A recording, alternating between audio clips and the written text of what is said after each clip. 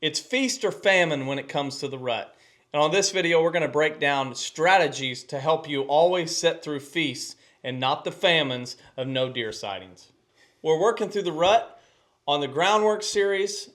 Matt, I'm asking you point blank, do you like the rut? Now in my life, it's not my favorite portion of season whatsoever. In many years, and that's obviously evolved. It was the one thing I always looked forward to, was just the amazing encounters that you can have. But now it's not my most favorite. No. As I guess I'll say this without trying to step on a ton of toes. I think that it favors the hunter who lacks the preparation to be successful in the early season and late season. But obviously in our business and what we do with habitat manipulation is I try and set as many things in motion to be successful early and late where things are a little bit more controlled. And so that's why it has decreased and certainly gone down in the success, especially when you look at the time to success ratio. Oftentimes it's not nearly as good and high quality as early and late seasons. Yeah, and I think to me the rut is awesome if you're hunting public land or you're ill-prepared, and as far as haven't had anything on camera, you're just like, I don't know what's going on this year, but I don't have any deer. The rut's a great time for a fresh start to have new deer move in and be like, hey, I'm back in the game. It's like a re-energy going into the November time frame. But if you're a guy like us and you own property, you get to manage property and you're manipulating, you're doing all this stuff, it's like, I'm doing everything. And then one doe hops the fence who's receptive and $5 follow her, and the neighbor shoots one of them, and you're like, man. That's the problem with the rut. Or you have the buck who's got a split home range. Yeah. And you're excited about the rut, and then all of a sudden something shifts and changes, or he goes on that longer extended journey, and that's when you took off time. And so it's like they're on their feet so much during the rut, but the scale and the size of where they're covering, it's like, what core area? Yeah. And sometimes it's even, what home range are you talking about? It's they're all over the place. So trying to go in with particular strategy to target specific individual deer, that's where it becomes very difficult to hunt super successfully during the rut. And I think as we lead into the strategies, it's more about the overall principles of success versus chasing an individual buck all over on a wild goose chase. And by that, I mean, what are the principles that you look for in a successful rut hunting? Or better yet, what are we keying in on for success in our tree stand locations in the rut? There's a couple key factors, and I'm glad now we're bringing it back on the positive side of the rut, because I think there's probably people either tuned out already or said, I really should probably focus in on what they're saying, because not a lot of people may share that same sentiment about the rut compared to other seasons. October is way better than November when it comes to whitetail deer hunting. I said it. And I would say December gets even better. Yeah. Anyways, two things. I want to know dense covered location. Where is that at? And then really the only other thing I'm really caring about is topography features. Yeah. Travel patterns. What's steering deer on the landscape? To me, I'm going, where is the dense cover? Hopefully it's multiple places. And ideally, what terrain is in between that they're going to use to take the path of least resistance from one thicket to the next. And this is the way I feel like we've done many other podcasts talking about like the rut being your litmus test for the farm. But in essence, what we can really boil the rut down into, and I think and it comes directly into a hunt strategy, is it's a given that does are going to come into heat, and it's a given that bucks have been pestering does prior to them coming into heat. So as a result of that happening, every single year, does are then seeking the dense pockets of cover because they're tired of being pestered or they're being chased and bedded down, locked down with a buck, generally in that dense cover. Yeah. So, right, if a doe is activity is all based around dense cover, well, we know bucks are seeking does. That's the only thing on their mind at that time Yeah. frame. So then the hunt strategy becomes isolate the does, provide them the dense cover, and then hunt that dense cover or the like you said, the pinch points in between pockets of dense cover, hunt those according to the wind and the way a buck is going to travel, and you will be encountering deer. Yeah. That's going to happen every single year. So, like, I don't care about the moon phase. I don't care about the temperature. That's going to happen. But the influence of like temperature may just determine how much happens in daylight. But I know does are getting bred at a given time frame, and bucks are going to be seeking those pockets of dense cover. That's why the rut is a matter of time and stand in many cases. Certainly. The more time you sit in a stand or blind during the rut, the better chance you have at success. That's why I hate it, because it may have to be 10 days of grinding. And I'm going, man, if I just had... On a great farm. On a great farm. Yeah. I could have just had my eggs in a row and killed them in September or October, but now I have to endure the rut. And that's the painful side of it. The wonderful side of the rut is at a moment's notice, everything could change. In an instant, and sometimes those encounters, right, they don't last long. And it gets your blood pumping, and it's just you react. And I think that's why you have the highs and lows of the rut and that activity that just keeps people coming back for more. Because, like I said, in an instant, you have this dopamine rush of this is why I'm here, I just shot a buck. Yeah. And it's not some of those long, drawn-out, like, multiple evenings you encounter a deer, and then finally he breaks into range. But regardless, it's just this really emotional type response that you get from the rut in most situations of how a hunt goes down. And that's the feast or famine that I talked about. You could go 3 days of famine where you haven't seen anything, or you've seen one little spike, and you're like, where are all the deer at? Yeah. They didn't just jump in an airplane and leave the county. They're around there somewhere, Sure. but I don't hear them. I don't see them. I'm not getting pictures of them on camera unless it's middle of the night. I don't know where they're at. And the feast is they're somewhere, but they may not be moving far. They may be in a tight little draw next to dense cover that are receptive doe, and there may be 15 bucks running around that little draw, chasing her and other does, and they're just all congregated there. That's if you can see that in front of your tree stand, that's the feast part of it. That's the amazing stuff that, you see the footage on social media, here on YouTube. That's just incredible to watch and see and spectate.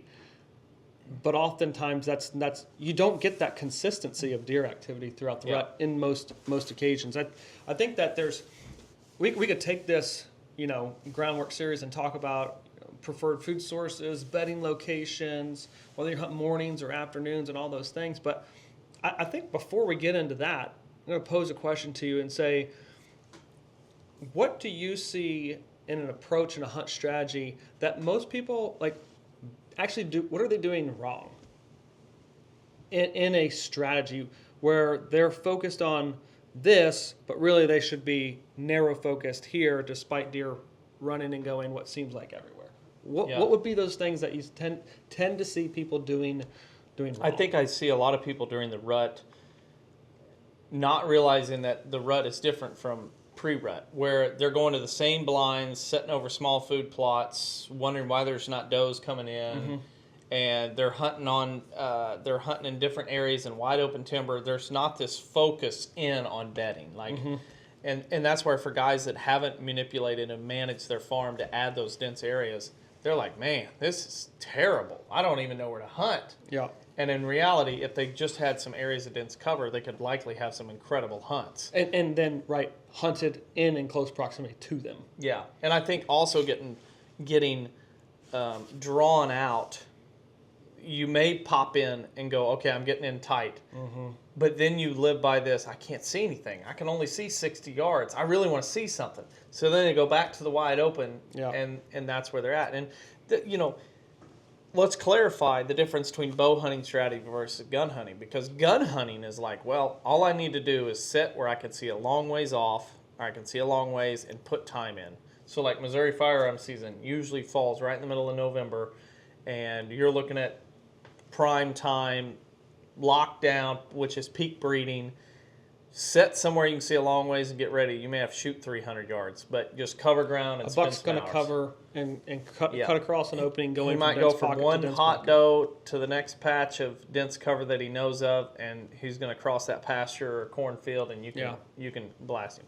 When it comes to bow hunting, though, I see too many people going in or not at all, and they just continue hunting food plots and water holes and wide open timber, which you can still have success there. Yep. Just the level of success and consistency is not going to happen. You need to get in tight with those dense bedding areas where those does are seeking, and therefore the bucks are following the does. That's where the action's happening, and you gotta commit to it. You can't see a long ways, no, but you're in where they're at, and so.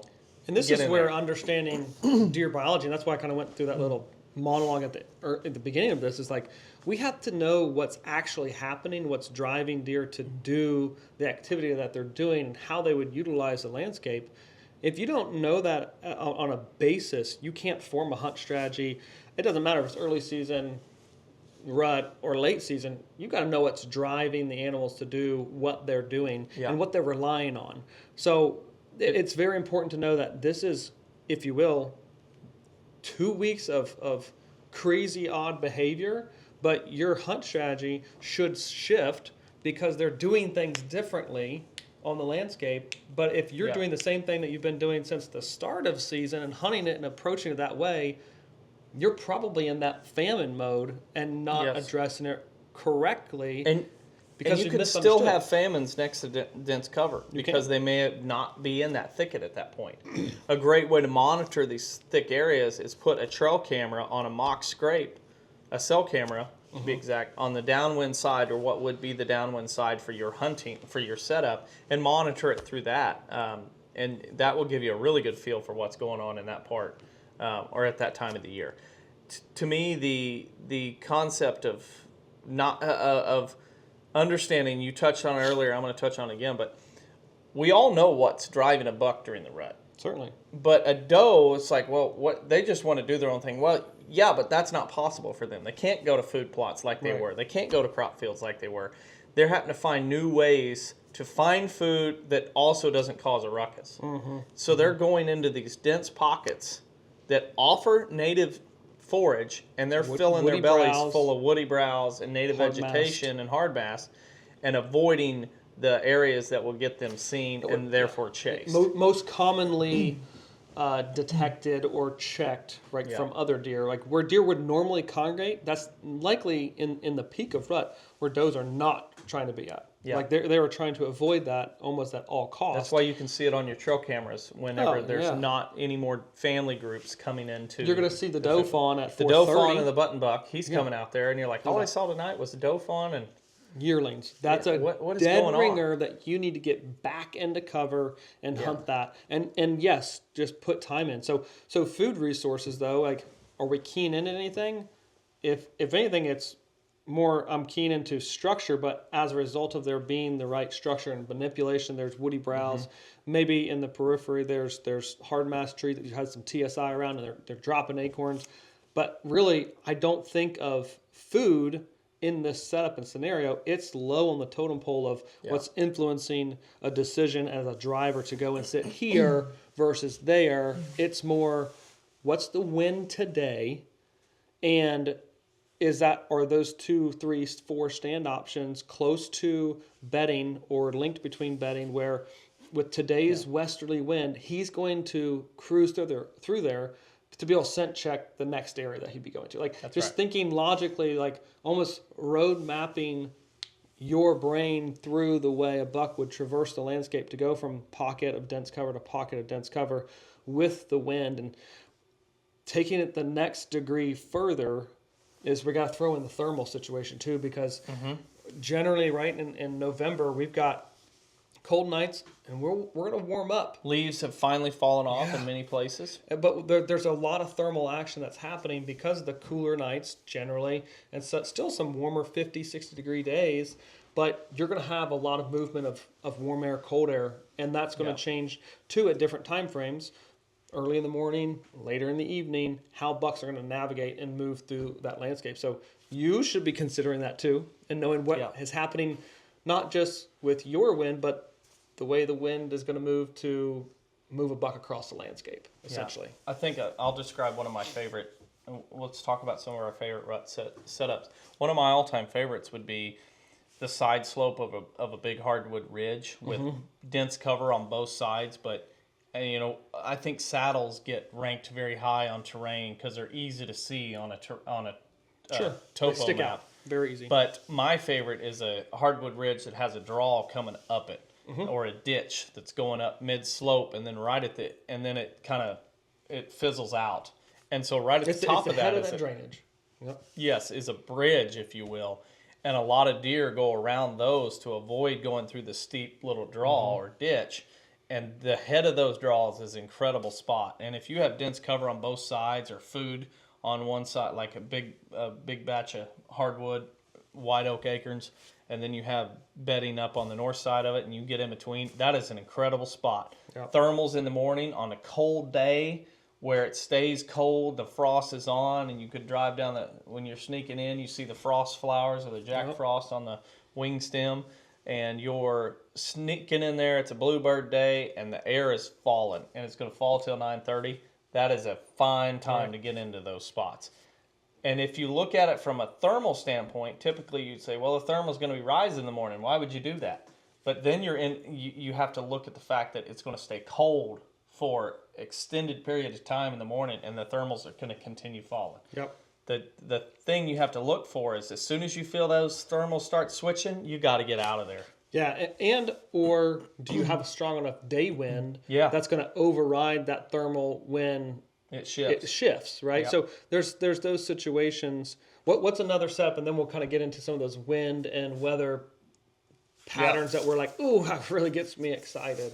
Yeah. But what's another favorite one for me is take a small, I'll describe a stand we call doll heart, where you basically have an elevator ridge that feeds up to a main hardwood ridge, but on that elevator ridge, on the south side of it, we cut in a bunch of dense bedding, and there's a road that runs on the back side of it, and you sneak in along the north slope and pop right to the crest and climb the tree. So you've been down below on rocky north slope that the deer really aren't cruising, and the bucks are going to cruise on the downwind side of that bedding area, scent checking it, checking a mock scrape that you've set up that's 30 yards from the tree stand, and all you did was climb up the back side of the hill and get in there. You're not walking fully exposed, and you slip in there early, knowing that deer are out meandering around doing their thing, and then the does are going to come back for dense cover, and then it's game on. And those are the type of setups that pack a lunch.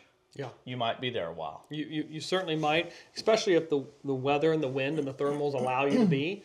The more time that you can sit in the tree at those locations in and around that dense cover. One of the things that questions I posed earlier was like, what do you see people doing wrong? I think people they hump the morning early. And then they're like, man, it just was pretty dead. I didn't really see a lot. But if you're in and around dense cover, oftentimes the peak of activity comes from 9:30 to noon. It's not prior to. You got to let deer filter back in and start working. And once you get does bedded for the day, let's say, then that's when bucks are checking from bedding thicket to bedding thicket once the does have made their way back in there. So that takes some hours to occur and happen. And that's when you're going to start seeing those random leaves or hear those random leaves crunching. Like, oh, yeah, hey, here comes another one cruising. And they're working that bedding area with the wind. Yeah. But it's after does have kind of settled back in to some of the dense pockets. So you've got to just wait. And trail cameras on those pockets of dense cover, you're going to see a lot of mid-morning, late morning, midday movement. That's a key indication that you've got deer that are bedded in that thicket and they're moving around, especially if, like, I remember one of the first years I put a bedding cut on a portion of our farm, and the first fall that I put a trail camera on it, it was like buck after buck after buck, checking the scrape, working the scrape all through mid-morning. And it's like, I know there was a doe bedded in there, and they were just waiting for her to get up and move, and all they were doing was just kind of circling, working the scrapes, waiting on her to make her decision on what she was doing. And you see that a lot when you monitor your thick bedding areas with trail cameras during the rut. It's just some days this bedding cut is fire hot. Hot. And then other days you're like, well, this bedding cut didn't have any pictures on it for 24 hours. Well, that's because they were all over in the other one. It can change at the drop of a hat too. Or the way that the side of which that your camera is sitting on the dense cover was not the wind shifted, and so they were focusing on the other side of the thicket on that day to scent check what was in there.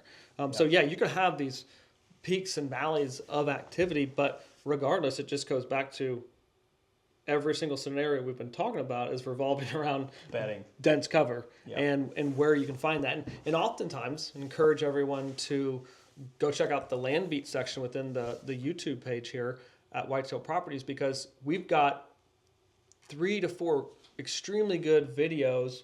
Perhaps we can link them down below of how to create these pockets, because it's pretty particular in the way you should be manipulating the trees, different cuts to be able to create this that is going to be good from year in and year out, that you can experience what it is what we're talking about at these locations during the rut. So I'm always going to be really excited about hunting the rut from the standpoint of we get to see some of this activity that's just really unique. But when it comes to, at the same breath though, I probably wish I have a tag filled, because it can be that grind day in, day out. Every gunshot you hear is your number one buck getting shot. Your mind drifts there very quickly. I want to point out too that hunting on food plots isn't always a bad thing during the rut, as long as they're near or close to dense cover. I've had some success where you're hunting a food plot that is, within 200 yards of a bedding cover, to where it may be the congregation piece or the intersection the staging area, as they're kind of coming, working the scrapes, checking to see, and then going down to the dense cover. Or they're coming out of the dense cover and they're going right there to check some scrapes, see if anybody else worked it during the time they were in the bedding cut.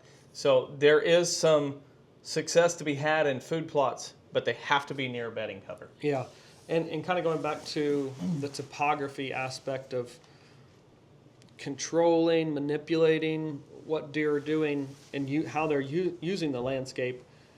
There's not really just, let's say, naturally forming outside of the manipulation, right, of the bedding cuts, that I feel like you could show me a farm and I'd say pretty quickly, if it's got some elevation terrain, all right, I want to be here, here, here, or here. I know that I want to be in some activity. And that's literally just the influence of how deer are moving. Again, they're trying to cover a lot of territory, a lot of ground, and they want to move across the landscape in a efficient way and not one that expels excessive energy. They want to expel that excessive energy when they're chasing a doe. But if they're just moving, transitioning from one spot to another, the terrain should tell you right here, hot spot, hot spot, hot spot. If you know how to read topography maps, if you know what influences deer, we probably should do another video on that, just breaking down those different aspects of terrain features that I want to hunt here on these types of conditions, and this is what you might be able to experience in them, because it's so influential. Basically, it's, to me, 60% influence of bedding cover and 40% influence of topography. That's what my mind focuses on when I'm thinking about rut hunting. Food, very low on the totem pole. Very low. The food component of rut hunting, to me, is just the fact that it's not necessarily that they are coming to the food source for food.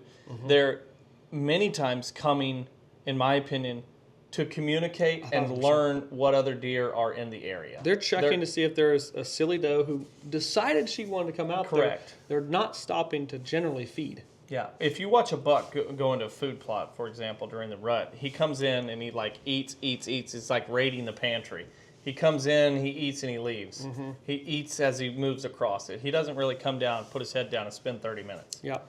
And one of the other aspects to rut hunting too. Is right. We don't know if it's going to be a warm fall, a warm rut, all those things. But as much as we've talked about water holes in a lot of different land beat sections, trying to put in a few water holes that are not just over food plots, but perhaps along a saddle or in a saddle along a good pinch that you know is going to be hot during the rut because it's sandwiched between two bedding areas. The head of that draw I described earlier. To slow some bucks down, but also give another focal point where they can get freestanding water to drink because they're on their feet a ton. And if it's a warm day and you've got water between bedding, I'm going to be there. Like, that's a huge factor. And so, again, that's topography. A little bit of habitat manipulation can increase success and odds greatly during the rut time frame. Yeah, water holes are great as long as they're in the right location. Yep. And like I said, the food plot ones, probably not as important anymore. If you've got some close to cover, that's going to take the preference, right?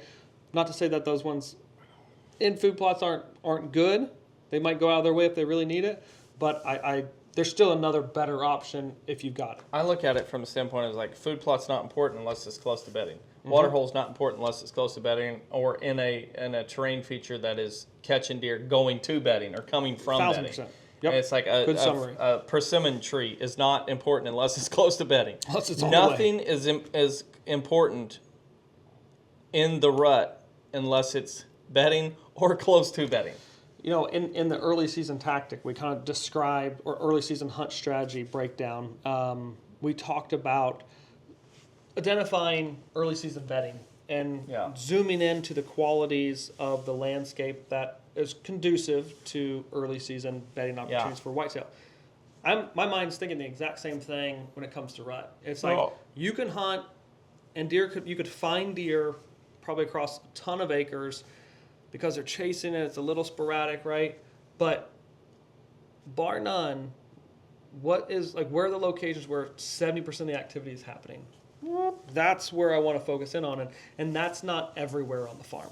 Yeah. It's just it's not. It's probably it should be spread out, but it's probably not. It should be spread out across the place. People will ask, should I have dense cover?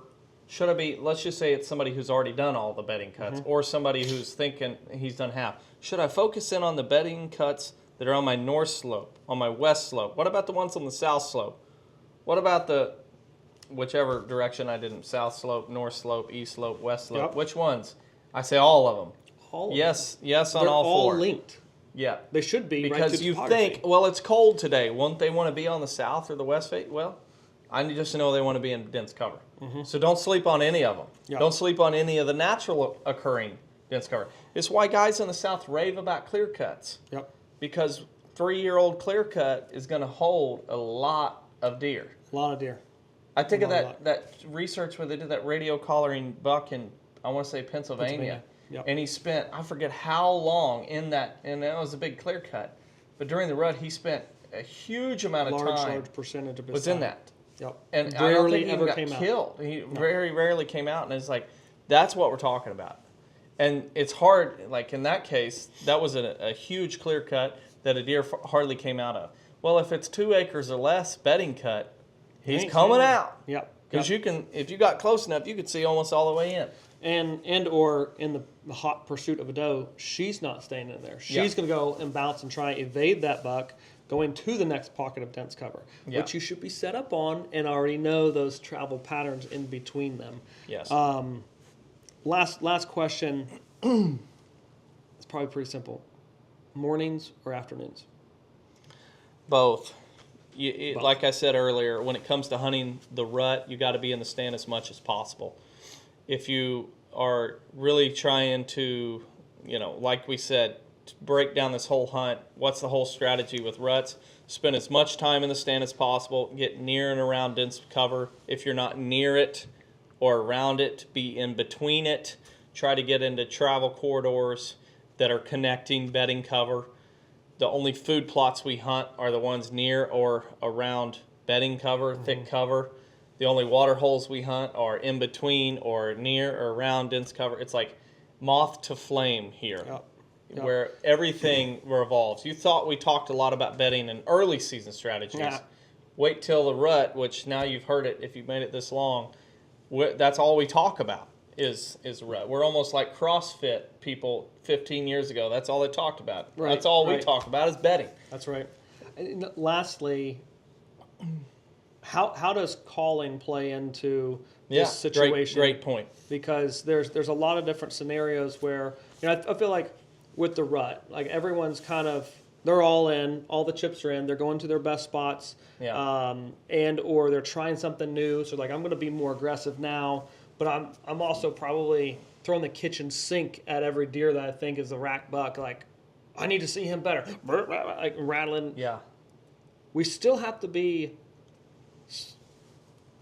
There still has to be a strategy, right, into how we're doing it. Yeah. You can't just be willy-nilly. We need to do a whole video, a whole segment on calling whitetails. But we do. In this case... In the rut situation. In the rut situation, to me, I'm not a rattle guy. I've never been a big rattle guy. If I was in a landscape like Kansas or Nebraska or portions of Iowa, Oklahoma, where it's more open and I felt good about it, I might do it, but I would still only be a contact rattler. I wouldn't do a lot of blind rattling unless I was very frustrated. And then I would do that to alleviate some pressure. Day 4 for Adam. Day 4, bang them together. Let's stir it up around here.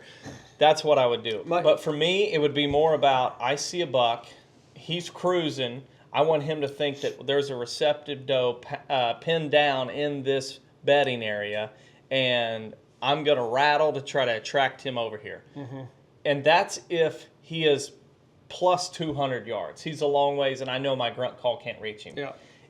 Anytime it's closer than that, and I know my grunt call can reach him, I'm doing contact grunts. Yeah. I'm just going to grunt until it's basically you're in one side of the building and you're turning up the volume so everybody can hear it. You start out low, can you guys hear it? Can you turn, and you keep turning it up. Mm-hmm. So I would start soft, get a little louder. Most people can be aware of when the deer hears you.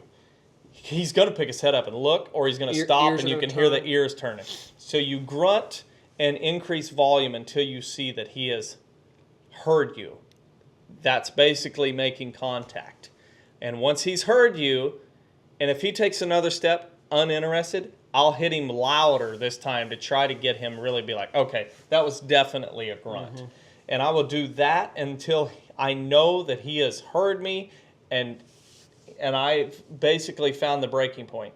Okay, he's heard me, I know he's heard me, but he's continuing going, then I might hit him with a snort wheeze. Mm-hmm. But if he stops and he looks at me, I'm going to hold off calling for a second. I don't want him to be able to pinpoint. So when that deer is looking and engaging in your direction with his ears and his eyes, don't grunt. Yeah. Wait for him to turn his head, and then at that point still try and throw that sound back behind you. So when he feels like he's getting close, right, he's already within range. He's not staying back out 80 yards because you're grunting back towards him. The sound difference there really makes a difference in how far he might be engaging and coming in to investigate. They want to see a deer. And if you don't have a decoy, you know that they're going to get a little wigged out when they're closing the distance and they're expecting, hey, that sound came from right here. And if you blew it over your shoulder, it sounded like it came from at least 50, 60 going back behind you. So that's important to note, to really, if it is a target buck, make sure he closes the distance and gets within range. Yeah. And also, too, regardless of rattle, grunt situation, within the rut and any good tree stand set, it's always best to just have a big dead zone behind you. I thought goes to a hunt last year and had a giant bluff back behind me. Blew wind way out across it, and we were 5-10 yards away from it. Deer weren't able to get downwind, but we had the same situation. Buck came cruising, made contact, couldn't tell who it was. He zips around, and he responded really quickly, but runs right into 18. And it was like, you thought we were way over here, and you almost were blowing past us, had to stop it and slow it down before shooting. But I think of a buck that I killed a handful of years ago that you filmed. We were saddle hunting, and we were in kind of a restored woodland, and he was up the hill from us. Yeah. And I offered some contact grunts to him. This was around October 20th, I want to say. and offered some contact grunts to him. I was facing away from you. And so I was communicating with you. What's he doing? You're like, he stopped. And I'm like, okay, is he looking? Yes, he's looking. Okay. He's walking now. I hit him with a grunt. And it was like, that was our communication. I'm communicating with you, almost telephone game. Who's watching, but I'm making sure that I'm sending the sounds down the hill. So when he came in to investigate, he was going to walk right past us. 20, 25 yards. And again, had to stop him before he continued to investigate where he thought the sound was coming from, because you displace that sound by throwing it back behind. So that's always encouraged. I feel like people always get in that quick panic if they don't get the response that they want out of a deer in calling. They always are quick to, I need to hit it hard, and then the deer's looking at him and it's like, there's not a deer. There's not a deer right there close to that tree where I heard that sound, and they turn around and go. Yeah. So as the saying goes, definite strategy in that, but I will employ calling during the rut. And I want to say, too, because you may be asking, well, why don't you blind call? And a lot of it has to do with just our overall opinion, is that a lot of the blind calling, you don't know where the deer at. They could be corner pocket right here, and as soon as you call, they drift right downwind of you. And it's not always true, so don't send us the hateful comments, please. But more times than not, it's immature deer who are coming into calling. Well, yes, because remember, guys, there's way more immature deer on the landscape than mature deer. And so let's just say there's a 5.5 or 4.5-year-old that you're targeting, but you called blindly, and all of a sudden this 2-year-old comes downwind of you and he's sitting there blowing or being a distraction. And so as you see the 4-year-old move into frame, move out in front of you, you're like, oh, we need to moving around. So you're moving, trying to get ready for the deer, the shooter, but the 2.5-year-old standing downwind of you, and he's looking right at you, and he snorts and blows, and it causes a 4-year-old to veer off. That's my fear, and honestly, that's been a lot of my experience, is just the fact of seeing a lot of more immature deer attractive to the calling, which is no surprise. A little bit more gullible, more of them on the landscape. So you that's where it comes back to setup. It's like, my calling will be dictated on the quality of the setup, how aggressive or how frequent you may do it, and if you do any blind calling whatsoever. If you've got a really good protected backside, you might be able to step up the frequency more. But if not, you're inviting a negative situation to happen. Essentially.